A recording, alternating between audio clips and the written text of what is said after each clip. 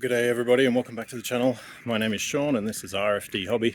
Now if you've been following the channel for a little while you'll know I've had a few challenges in the last couple of years. Starting with a heart attack a couple of years back.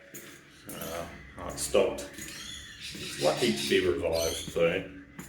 And some family separation dramas shortly after that. And then very shortly after that, there was a house fire. There's been a lot to try and deal with and a lot to work through, but this past 12 months, it's been slow going, but I've got some good news.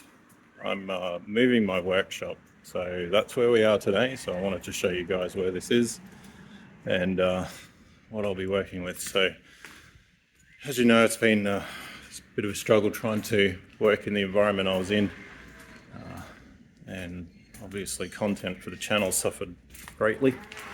So I've had to kind of get creative in my looking for somewhere to stay and work, which I think I've done, which brings us to the workshop here. So let me just turn the camera around and I'll show you guys in there.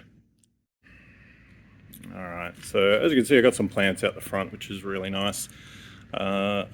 Makes this old factory a little bit nicer to be near. Now here's my workshop space. As you can see, it is in an old mill. I've got a bit of work to do to clean up and unpack and organize everything, but not a bad little space here. There's my doormat.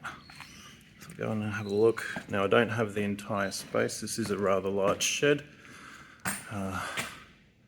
As you can see, so I have this space here and the office at the end. I share this space with some cars, but I also have a bit of room down this way as well. So this little office needs a bit of a tidy up, but as I get it done I'll show you guys a little bit more.